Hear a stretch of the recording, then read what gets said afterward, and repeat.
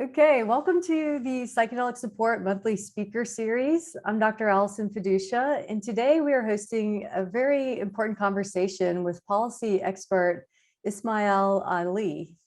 Ismail has been personally utilizing psychedelics and other substances in celebratory and spiritual contexts for the last 15 years, and has actively been participating in the drug policy reform movement since 2013.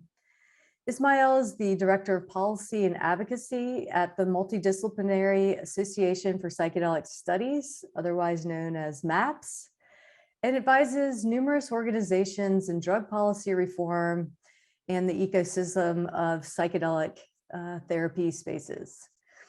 In addition, Ismail works with clients on legal matters related to the religious use of psychedelics as a sacrament, and is a co-founder and founding board member of the Psychedelic Bar Association. I went ahead and dropped some links into the Psychedelic Bar Association, which is a new initiative that we'll hear more about today. And also you can find more about Ismail on maps.org. And, I can say over the last few years that the psychedelic field has been evolving so rapidly. And as we look ahead to the future of psychedelic medicine as it becomes more widely available, we really need to consider accessibility, affordability, and legal approaches to expand broader access with and outside of medical context. And I could also say that when I worked at MAPS on the clinical team, it was Ismail, Rick Doblin, and Natalie Ginsberg who really pushed forward this conversation around drug policy reform. And MAP's policy team has been pivotal in educating and centering these conversations in the emerging field of psychedelic medicines and outside of the medical framework as well, and really centering this around a lens of social justice. So today we'll be hearing from Ismail, and we will have time for Q&A for the second part. And so when we get to that point, we'll either drop the questions in the chat or ask people to join and ask their question directly. So with that, we'll just go ahead and turn it over to Ismail. Thanks for being here. Yeah, thank you so much, Ali. It's so good to be here. It's Friday. I'm mostly recovered from COVID. The sun is shining. The tank is clean. It's good to see you all. Thank you so much for the introduction, Ali, and thank you all so much for being here. Apologize for missing last week. I got COVID after attending a festival.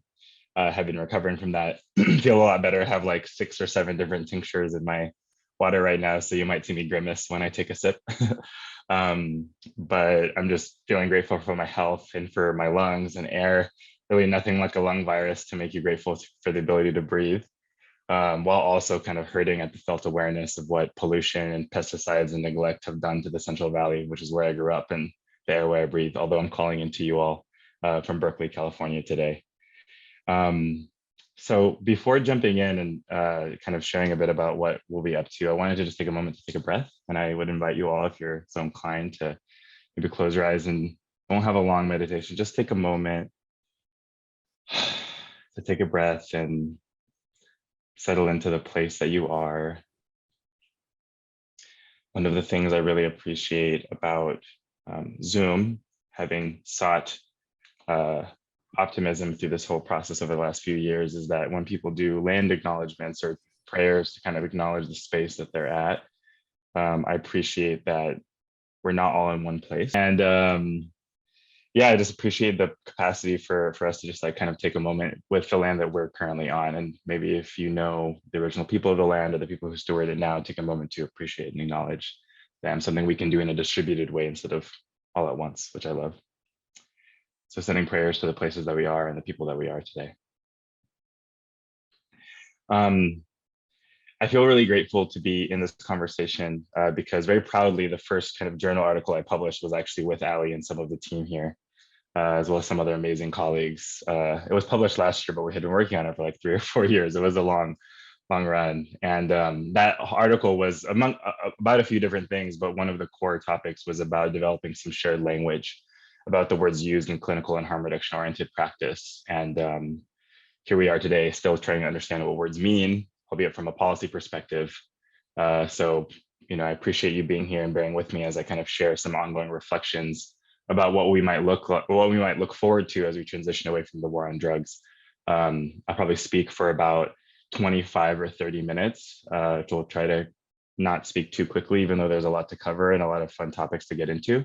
And then we'll leave some room at the end for questions and discussion and all of that fun stuff. That sound good? Awesome.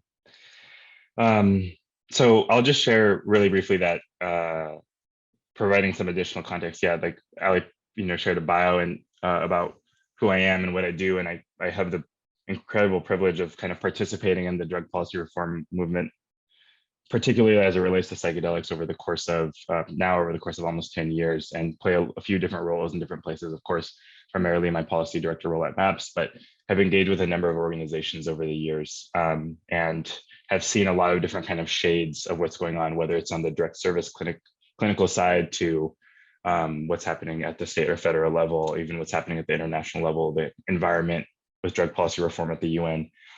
So what I'm going to do today is share a little bit about just some observations that I've made and specifically try to go a little bit into the trade-offs. I know that this talk was called Weaving Justice into the Post-Prohibition World, but I really think that this could have just been weaving the post-prohibition world, because justice is one core element, but there's a lot of other pieces that I think are there, and how to achieve justice and how to reach that point, especially through the realm of healthcare, legal policy reform, clinical practice, and so on, is a nuanced topic. And I think what I'd like to do today is just share some of the tensions that I experience as someone who's, like I think some of you or many of you, like also trying to figure out like, what do we actually go toward?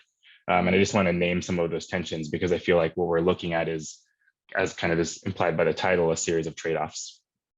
And like how we want to navigate those trade-offs, I think is really going to set the groundwork for what this work looks like moving forward. So I'll start with some intro concepts and then go into the trade-offs and then do a little bit of analysis. And then, like I said, we'll go into Q&A. So first, I'd like to start from the kind of premise that when we're seeing an increasing awareness that people look back on the war on drugs and they see that it's a problem.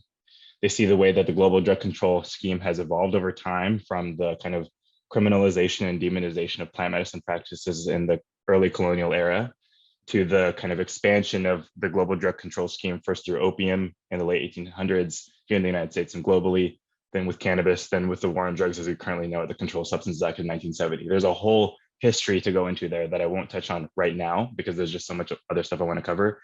But I do think it's worth really acknowledging the whole arc that the war on drugs as we know it, while it may have used different names, really didn't start 50 years ago. It started 500 years ago.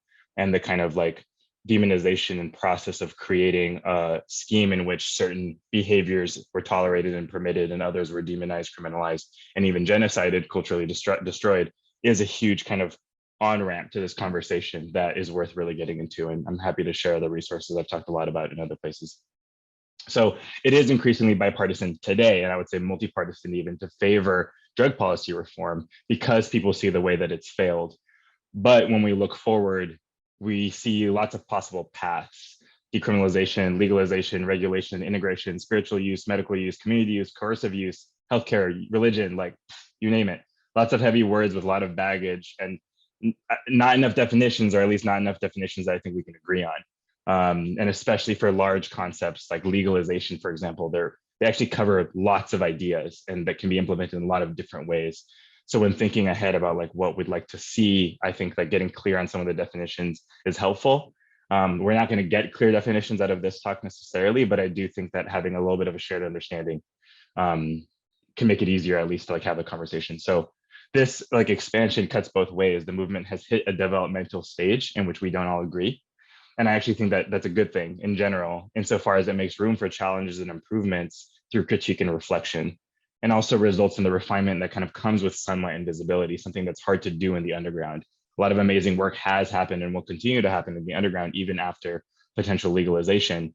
But there is a level of at least like a alignment or adjustment to kind of the superstructure or the mainstream, or whatever you want to call it, at the same time, when there is some kind of legal visible access. Of course, that's also challenging because the visibility and power that comes with those structures reveals our shadows, our agitation, the places from which we draw our own conclusions based on the particular way we were oppressed or harmed.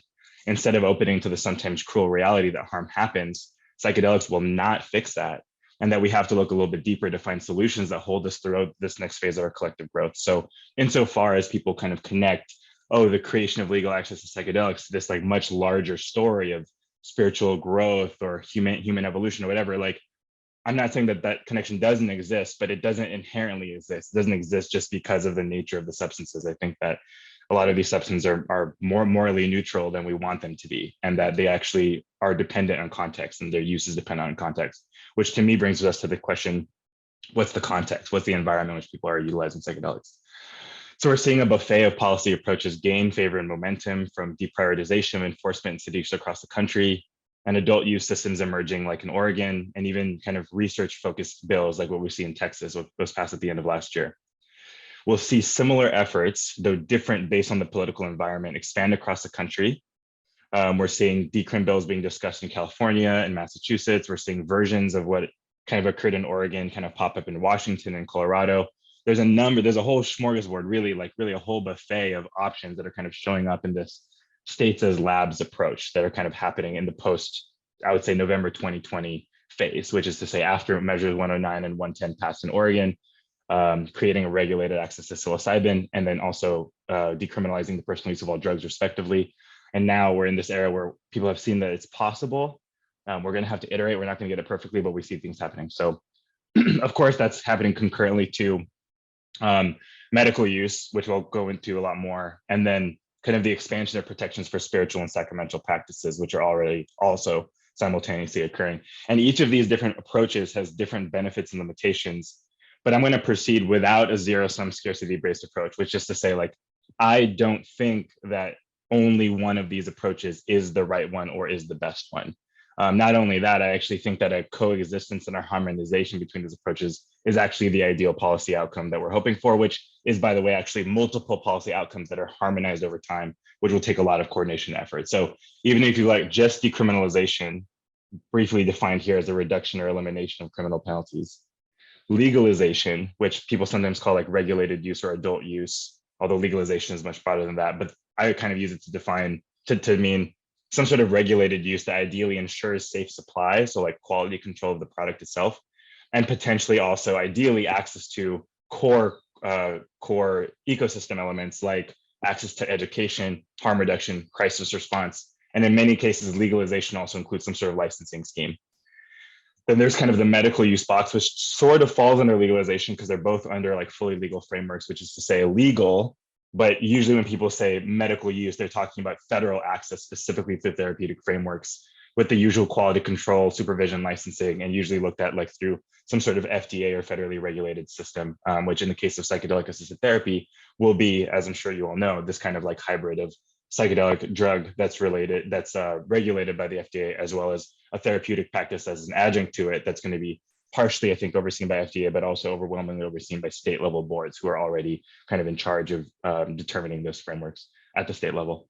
And then, of course, spiritual or sacramental use, which looks like churches or community use or traditional or pan-Indigenous or neo-Indigenous practices. And of course, the actual resurgence of traditional native practices, Indigenous practices of North and South America that are kind of bringing medicine back into the kind of larger like landscape. Many of the practices that have been kind of held in tight communities for a long time. And of course, there's the whole aspect of globalization of ayahuasca, which is partially a spiritual sacramental question, also partially like a group tradition community question, which kind of overlap there. But I guess my point is all these different things can coexist. And I think that we're told a lot, and even as we disagree within the field, even if there's different perspectives, I do think it's really critical that people remember that we actually can and maybe ought to be looking at something a little bit more visionary that looks like how these things can play together instead of having to accept that only one is going to work. Because the truth is people need a lot of on-ramps and also need a lot of off-ramps. People have to have ways that are kind of aligned with their college cosmology to really have appropriate access, which I'll get more into. I like to acknowledge that this is a long arc. This is an environment that took generations to be created and may take generations to undo or shift. I'm really committed to setting strong groundwork for the future instead of just painting over the underlying causes of people's suffering and hate. until the pressure cooker pops, like we're kind of seeing all over the world. And I think that this to me is like the larger connection between, oh, we're making these like, discrete policy advances or acute policy processes that we're seeking, while also recognizing, wow, this issue of the like, what's underlying the mental health or substance use or kind of suicidality crisis, like these things are not just solvable by things that we can consume, like period. There is nothing that we can consume that will solve that problem for us as a society. So that's kind of where we get into the visionary thinking, oh, but what's bigger than this? And I think keeping a honest assessment of like what's going on here and what we can support, whether it's in the medical field or through spiritual practice or otherwise, and what we can't and what needs a bigger vision, whether it's housing or climate or indigenous sovereignty, these other large significant issues that we're also kind of now the income inequality issues that we're kind of dealing with as a society. And as a result of that, I kind of come from this place with some skepticism of the phrase "do no harm." We, especially, I don't know where everyone is located, but especially for someone who was born and raised in the United States, I kind of have checked myself around that a lot. Not to say that I'm not trying to do harm, but certainly that just by virtue of our global positionality as people in the quote unquote first world, certainly in the United States, wanting to have access to these medicines, there's also these significant secondary impacts globally on the production line, on cultivation, on farmers, and so on, that also need to be considered when we think about these issues. Because I live in the United States, as much as I'd like to say otherwise, like I have a car and I drive it, and it's a gas car. And like, there's a certain way where I cannot personally divest from all of the things that cause a negative impact on the earth.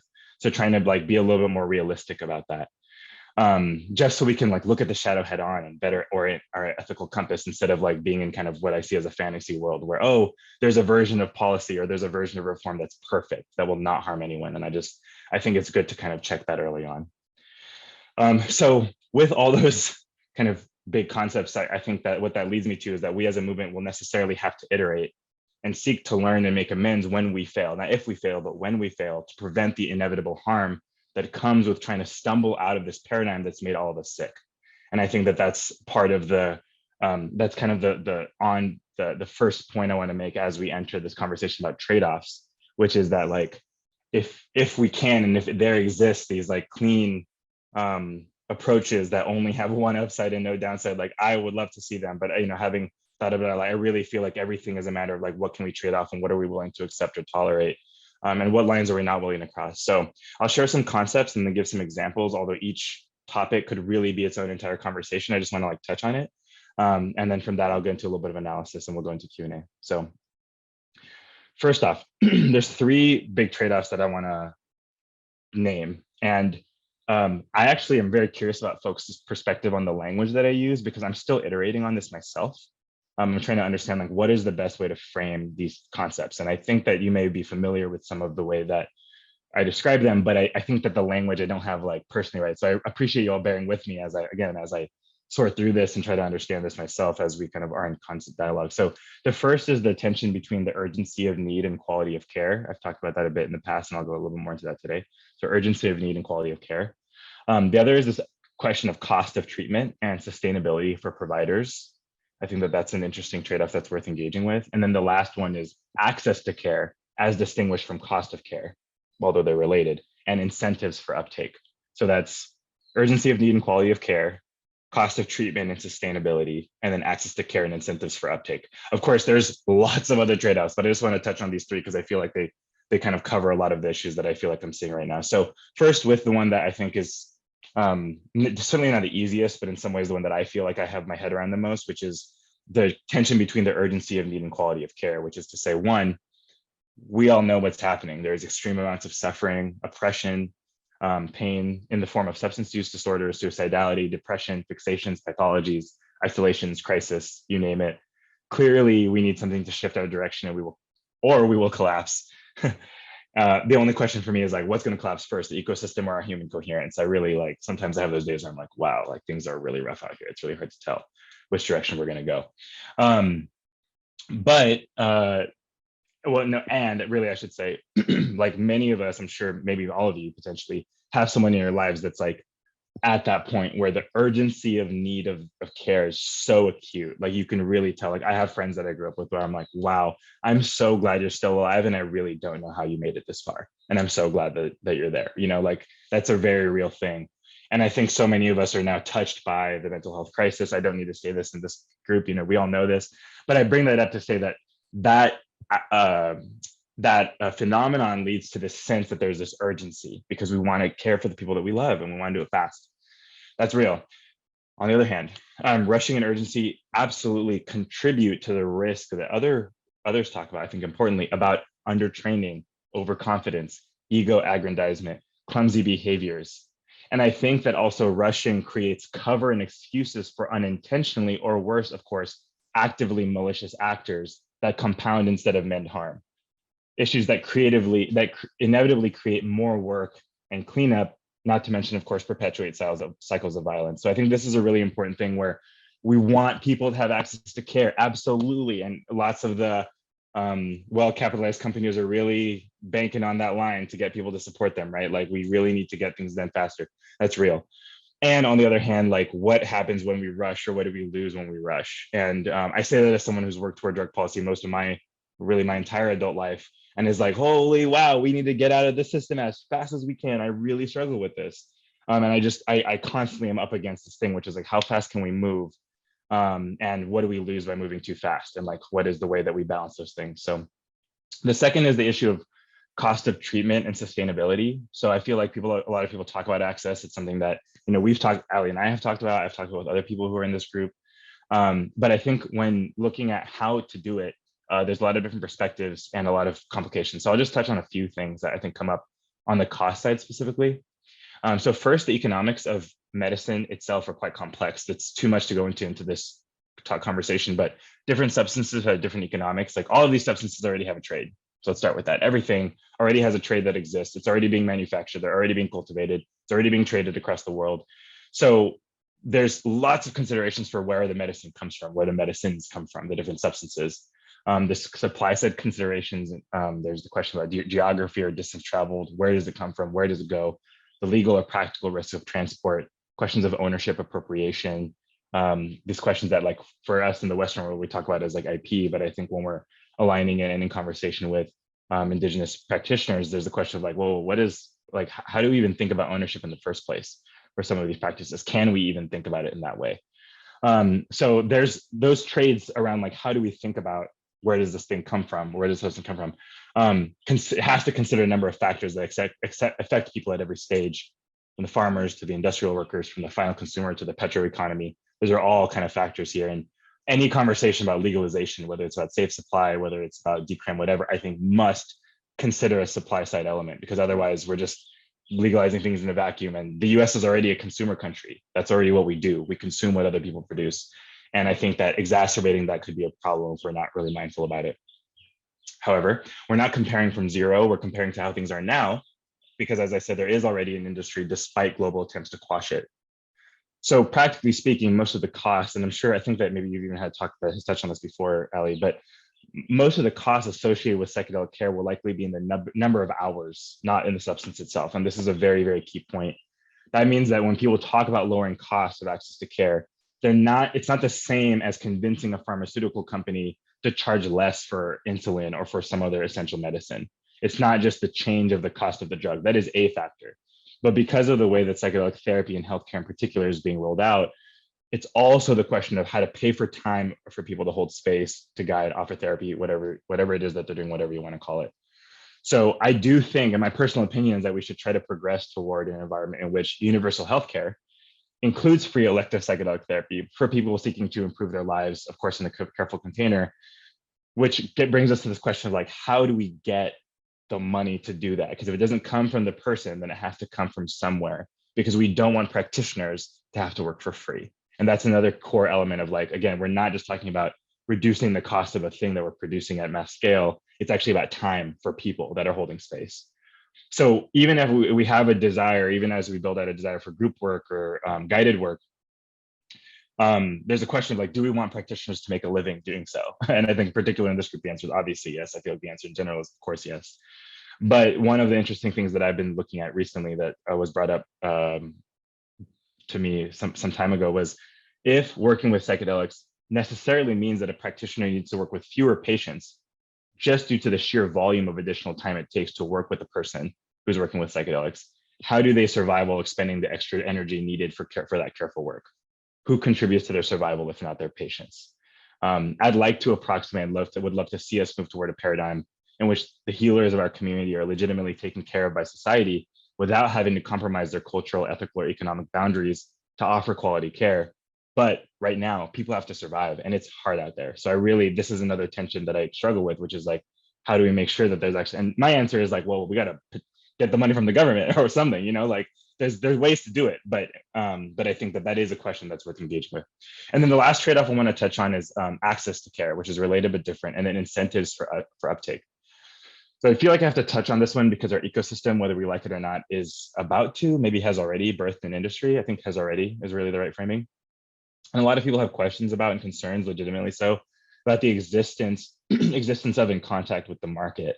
As uncomfortable as that justifiably makes sense, makes some, given the baggage of the healthcare and other consumer product markets. Like we see the way that capitalism has created all the systems out there. We're like, ooh, do we really want psychedelics to be added to this? I don't know. So the question about access to care is partially a payment question based on what I was just describing: uptake from payers, insurance, government, rich people, other patients, allocation of some of their budget, or a lot of people working for free, which may be possible once we build a system that actually allows people to offer care and be compensated, if not financially, at least by their community in a form of survival. But I don't think we're there yet. And I am in community with a number of healers who have worked really hard to try to make it possible for them to live off of their work. And like art, it's quite challenging, even if you're a really good practitioner, that really knows what you're doing and helps a lot of people, because it takes time and care. And, you can't scale that. You can't scale interpersonal healing in the way that I think people would really like to. So medicalization as an approach is partially motivated by the fact that if properly incentivized, medical care can be covered by certain payers like insurance or other pooled state or federal healthcare programs. Ultimately, what that means is that someone is absorbing the cost. So this kind of move also might help practitioners feel secure about malpractice or other insurance that can cover them, because they're doing things according to the legal infrastructure that's set up for them. One of my big questions about what's happening in Oregon is how malpractice will work and how insurance will work. Will practitioners be covered? How will they navigate that?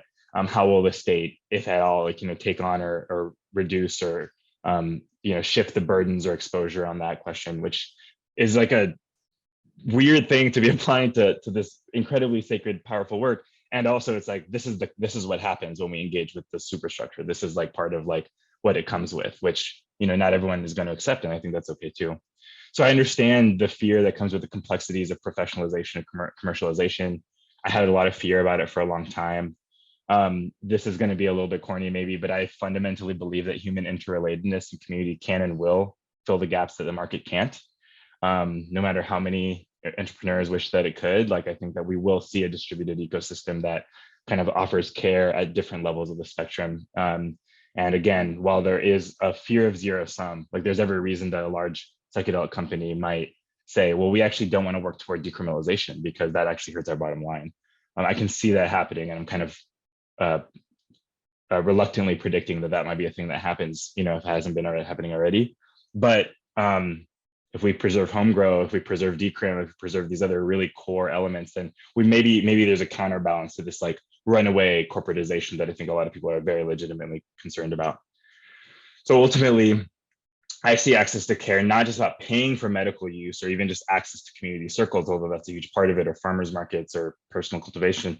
It's really, in my mind, the ability to choose. Access to care for me is the ability to choose between options, to have the choice, actual choice, which includes access to high quality medical care for people that need it, but also means the cultivation of a social and political environment in which it's safe for people to use in the way they seek the medicine or they seek the substances, whether that's spiritual, therapeutic, interpersonal, celebratory, or yes, even recreational frameworks.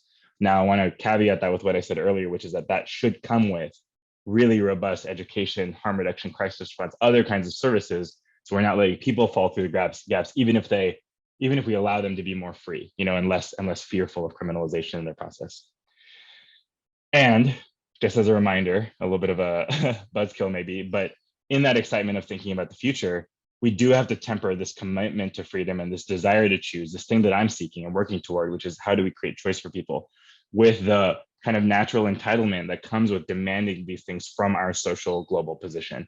We're asking for this and working toward this from a country that has extensively benefited from imperial and colonial paradigms, which is to say, like what I said earlier, we consume what others produce. Of course, we produce things too. It's not quite like a simple line, but I say that because as people who live overwhelmingly, again, assuming this about the group here in the United States, or potentially in Canada or Europe and other places, like the places that have had the money because they have extracted it over the last 500 years. And I think that we need to be really aware of our social kind of global position as we make these asks and create these things. So I'm going to speak for just about 10 more minutes and then I'll leave the rest of the room for questions. Thanks everyone for bearing with me so far. So with all those trade-offs, I want to just share a little bit about how to maybe think about equity and justice, given these trade-offs in the current political and social resurgence, recognizing, like I said at the beginning, that like these are just ideas that are in process and that I think will necessarily have to be iterated upon over time as we get closer to what we think we want to see, which I have ideas about, but it's something we're gonna have to figure out together. So first, going back to the conversation about medical and this like kind of access to care versus incentives to uptake factor. So looking at medical, therapeutic, or clinical use, which I would argue is the container which mainstream society currently best understands and happens to approximate the kind of help we need, that is to say mental health care. It's very obvious that we have a crisis. It's very obvious that we need something to help us with that. So in some ways, medicalization like checks a lot of boxes. It also maybe lays the groundwork for future meaning making or eco-spiritual awakening, as I like to think of it. And yet what happens when we fit psychedelics into the medical box? I think that we kind of touched on that earlier with these trade-offs, like, well, yes, we might get insurance coverage. That's really important. Yes, we should maybe work toward universal healthcare where that itself is not discriminatory. Maybe that allows us to have a consistent supply. I think that will allow for like expanded points of contact. I make the joke a lot that like the people I know who go to doctors would really never or rarely go to like an underground practitioner or shaman or something. And a lot of people I know that go to underground practitioners or work with traditional medicine, like they really don't want to see a psychiatrist. And I don't think that it's fair to say, oh, only one cosmology gets access to this. Like there's actually multiple cosmologies and we have to hold it. So trying to fit psychedelics in the medical box is also, in my opinion, a way of saying, oh, this is one cosmology in which this makes sense to a certain extent, but it's just that one. And I think we need to be careful not to overly privilege that while also not like undermining it. Medical care is really critical. And it's the way a lot of people actually get access to healing. Like we have our ideas in the psychedelic community of what healing looks like, but like when you have a physical illness, when you have diabetes or cancer, like there are things that the medical system is, albeit flawed, I've seen it firsthand, but that actually does help people. So I don't like to create a black and white kind of binary there. With respect to this question about adult use, going to this question of cost of treatment and sustainability, I want to touch a little bit on Measure 109 in Oregon, because this is a conversation that's been happening a lot these days. So quick differentiation, I would separate the way that I think of like regulated adult use versus medical use. It's kind of a crude distinction, but I think that this works for now at least, which is to say that in a regulated system, adult use regulated system, there's a ceiling of contraindications versus a floor of a diagnosis, which is to say, if you're in a regulated adult use system, all adults 21 and up are presumed permitted to have access to it, unless you are deemed contraindicated by some sort of medical review. Versus with the medical system, where you only get the key into it if you already have a diagnosis. That could change in the future with elective use. Like when I was seeking a personal therapist, I didn't have to show a diagnosis to get a therapist, but I do have to have a diagnosis if I want to get my insurance to cover it. So there's kind of like these like steps or gray areas between like how coverage works and who gets to access which systems. And there might be a hybrid in the future, but that's one way to think of it. And the kind of adult use system tends to be through a structured, usually license-based and generally secular-based framework. So just to start there. So on one hand, adult use, great for lowering barriers to entry. If you look at the standards for facilitators in Oregon, the only requirement is that you have a high school diploma and you go through the OHA approved training that's in the process of getting developed right now and kind of finalized right now. Some people freak out about that. I think it's actually really important to lower those barriers to entry. It's good for access. It's good for cost structures and opportunity. I know lots of people who have high school diplomas who are great space holders and lots of people with PhDs who are very bad at it. So I don't think that credentials are a good approximation in a system like that. Again, this is differentiated from a medical system where you actually do have contraindications, comorbidities, particular specialization different from an adult use system where you're like the average adult who has the average health profile, like maybe they should be able to just sit with someone who has enough experience to keep them safe. So the quote unquote lowering of standards, that's, I don't love that framing, but we're seeing as lowering barriers to entry, inherent in moving a lot of people through a system, also comes with costs though. And I want to just acknowledge here that a lot of the training related to holding space and psychedelic facilitation work, entheogenic work in traditional contexts actually usually takes actual years. So there is this problem where we're like, okay, we want to have more people be able to offer the care. We have this huge urgency of need. We want people to be trained, but we don't have the time to train everyone in the way that everyone's used to being trained. So we kind of have to expedite some stuff and cut corners. And I think it remains to be seen like where those corners can be cut. Can they be cut? Is there a cost to doing that? And so on. So I just want to acknowledge that like these are skills that many traditional cultures spend actual years, if not decades, teaching people very slowly through apprenticeship, through supervision and guidance, that we're trying to bring on quite quickly, both into like a sort of like at least like oval circle in a circular peg kind of situation, that I think is just worth thinking about. Like how can we align these two paradigms?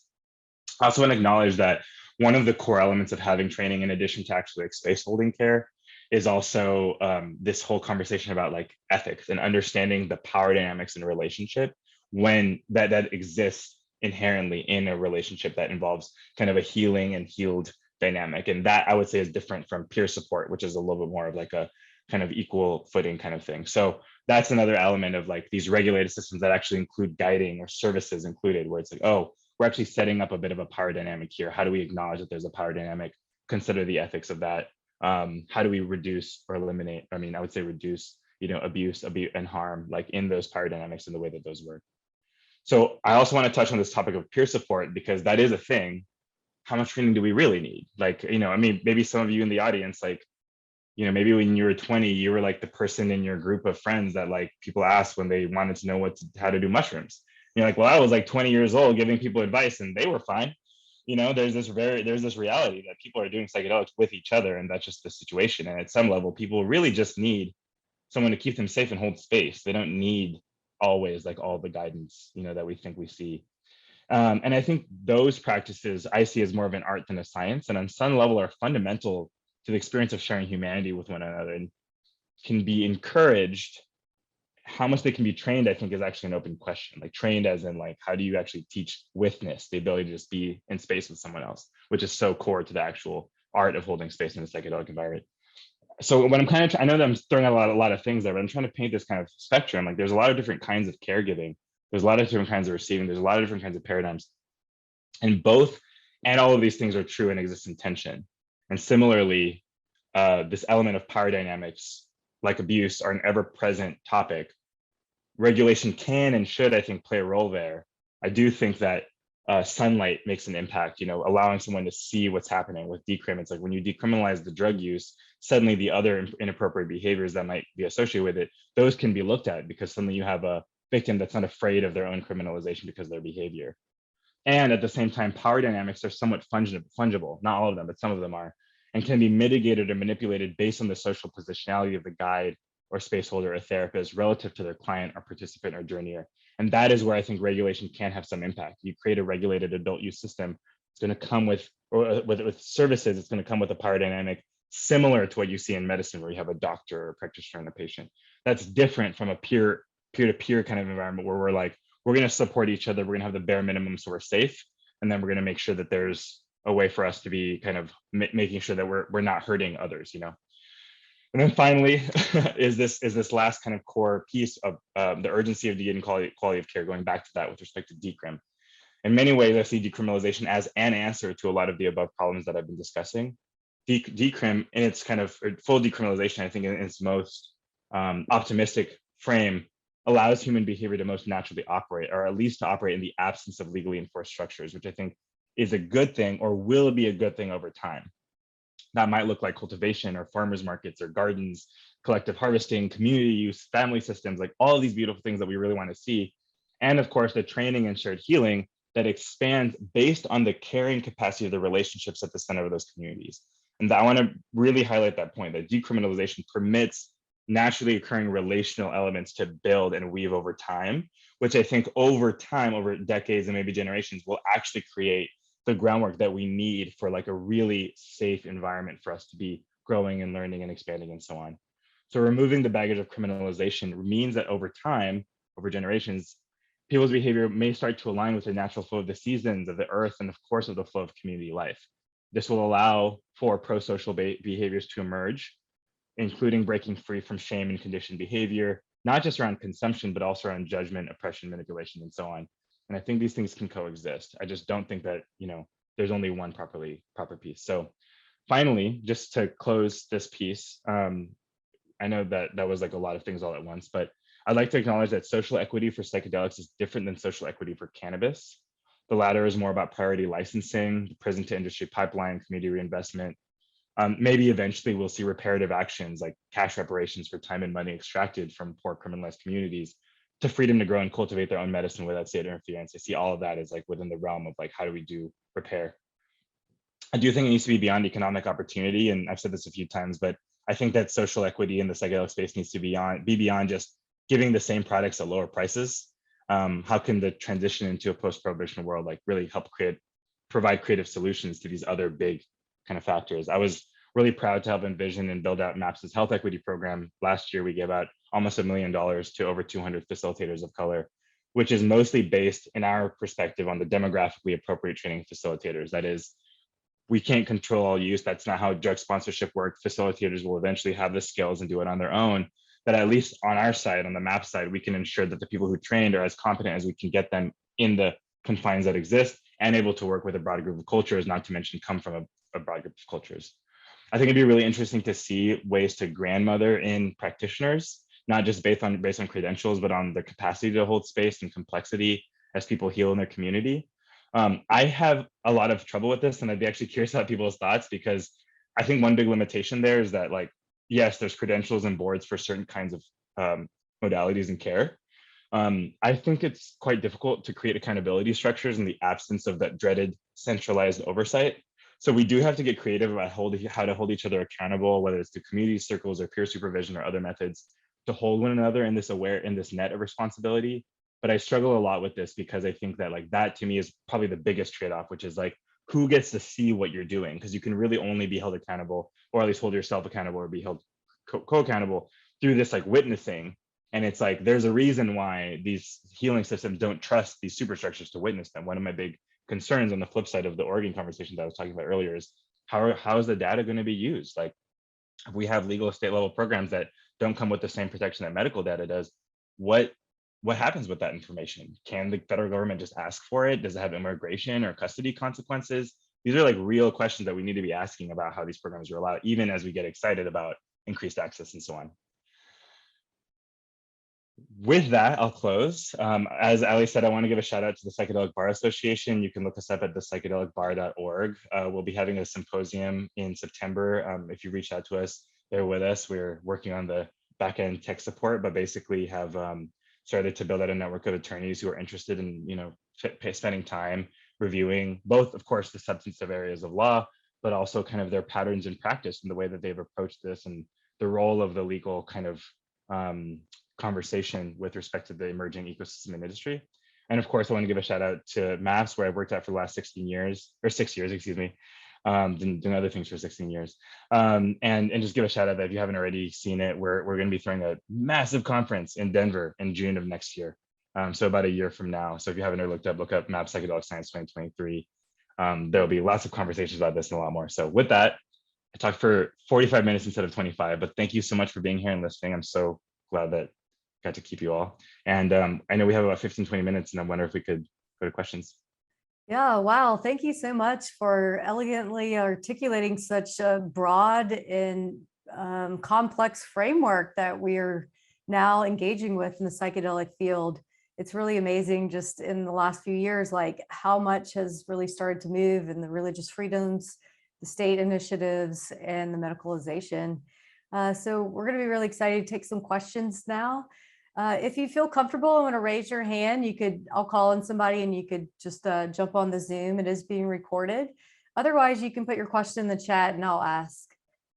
So I think we saw Joseph up first. So you want to come on? Go for it. Yeah. Hi.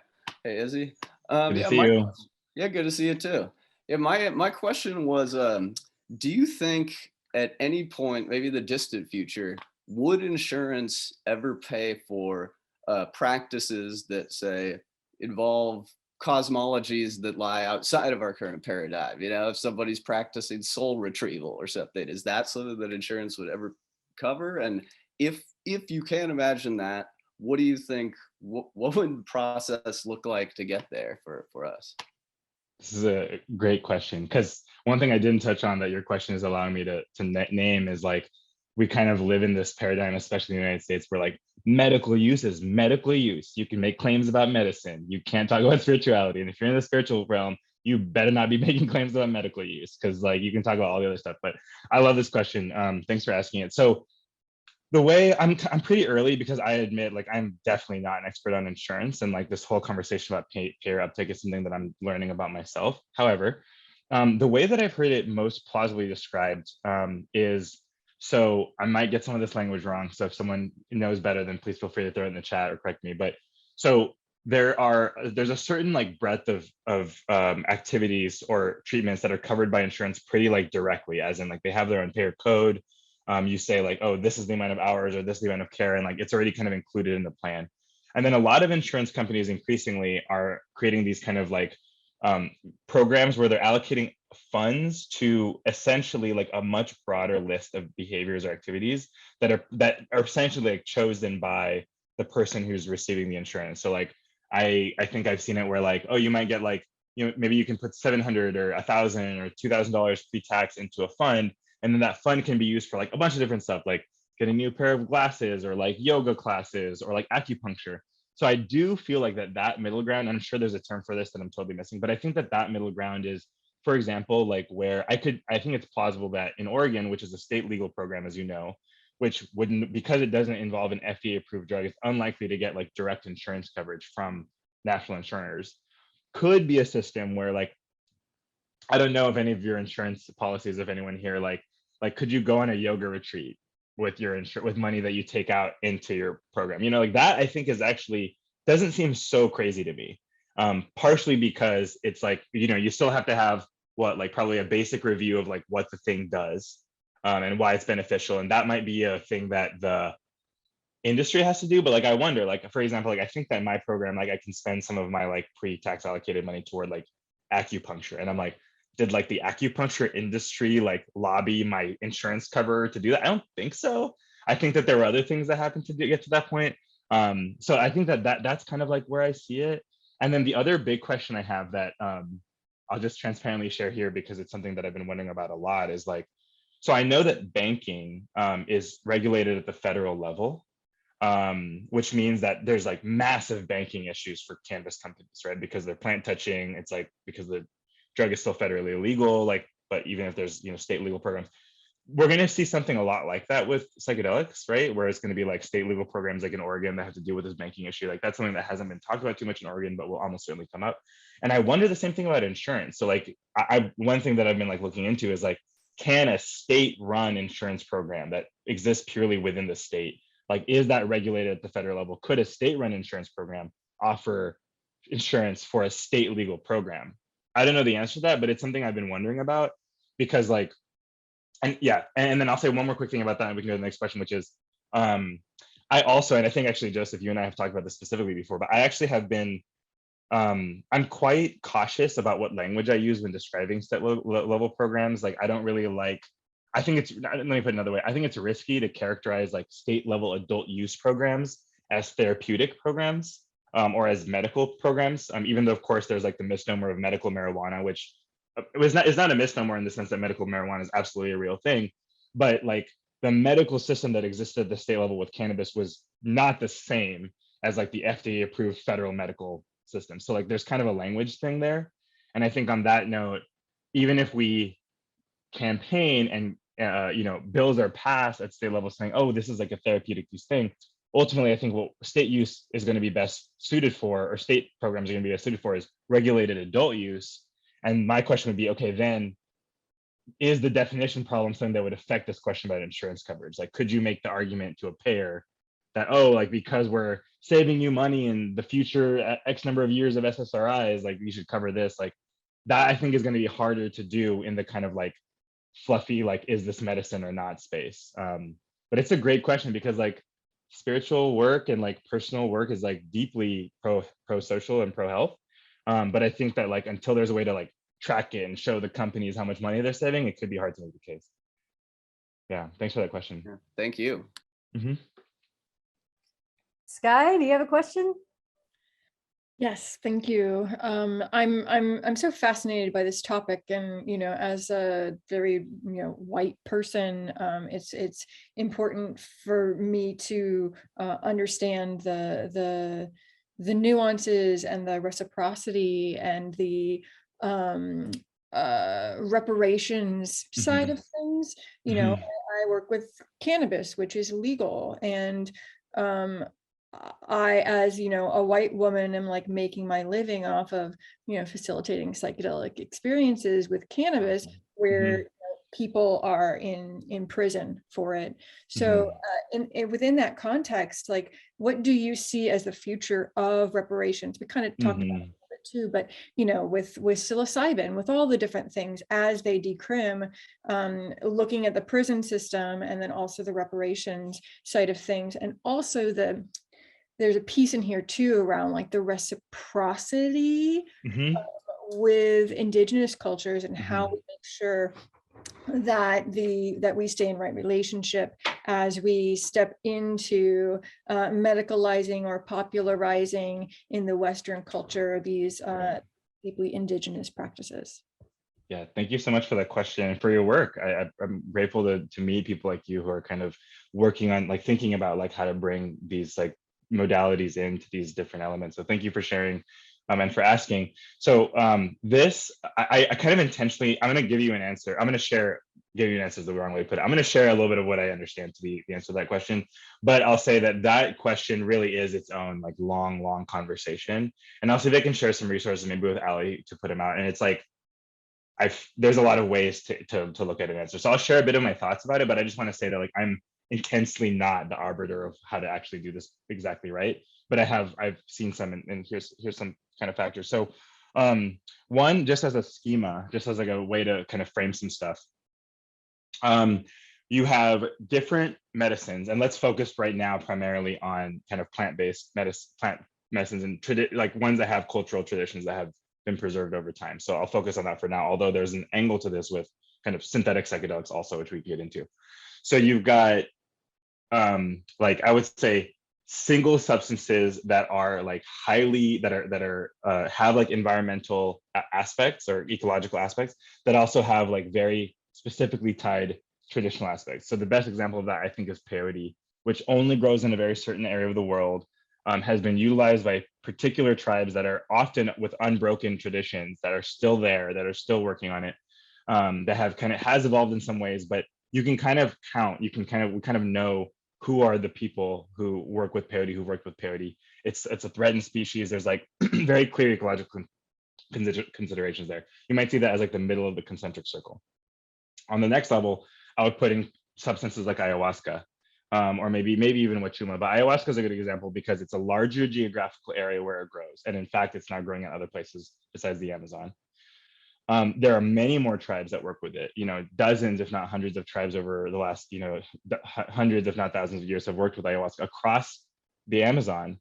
So it's harder to say, oh, this plant belongs to these people. There's a much bigger spread culturally and practically speaking. And of course, I don't speak for them all. The indigenous people that I have spoken to do not speak for everyone, but I've heard overwhelmingly that there is quite a bit of support for ayahuasca expanding outside of the Amazon. There's skepticism about how and like the commercialization of this stuff for sure, but I've seen a lot of support for ayahuasca coming out of the Amazon, and specifically, beautifully, the